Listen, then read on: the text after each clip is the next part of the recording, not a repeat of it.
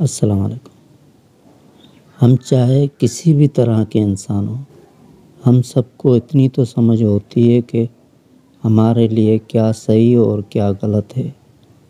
اس لیے ہم اپنے لیے جو کچھ بھی دنیا میں ہے، جیسے کوئی چیز، کوئی بات، کوئی عمل، کوئی انسان ہمیں اچھا دکھتا ہے یا اچھا لگتا ہے، کچھ بھی اپنے لیے صحیح لگتا ہے اسے اپنا سمجھنے لگتے ہیں اور اس کو اپنا بنانے یا اس کا بن جانے کی کوشش میں لگ جاتے ہیں۔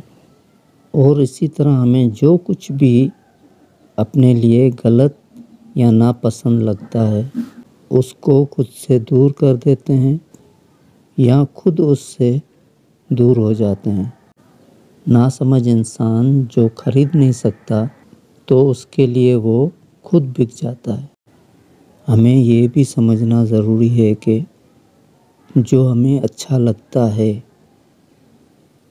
تو کیا وہ ہمارے لیے صحیح بھی ہے؟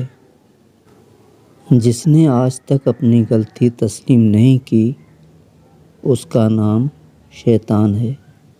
اسی لیے رب تعالیٰ نے ہم انسانوں کو اختیار دی ہے کہ دنیا کی بھی لذتیں حاصل کریں اور صحیح غلط کو سمجھیں تاکہ آخرت کے نتیجے کا صحیح فیصلہ کر سکیں۔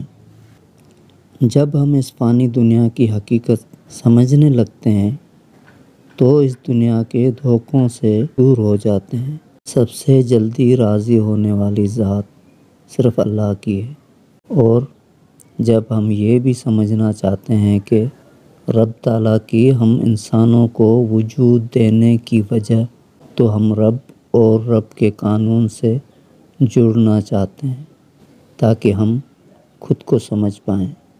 ذرا ان باتوں پہ غور کیجیے گا، ان باتوں کو سمجھیے گا۔